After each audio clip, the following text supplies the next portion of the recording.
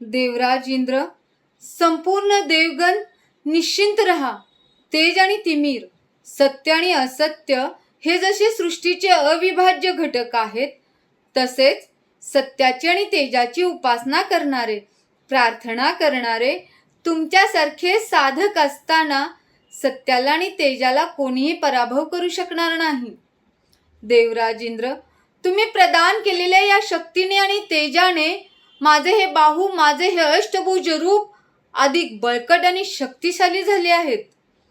आपल्या सांघिक शक्तीने असुर वंशाचा आणि अधर्माचा नाश करू. सत्य आणि धर्म चिरंतन आणि चिरायू होईल. ज्या ज्यावेळी अन्याय, अत्याचार, अधर्म वाढेल, त्या त्यावेळी माझे हे रौद्र रूप धारण करून असुर वंशाचा नाश करेन. माझ्या हातातली तळपती तलवार शिरच्छेद करेल. असुर वंशाचा अंत आता समीप आला आहे. तुम्ही निश्चिंत रहा.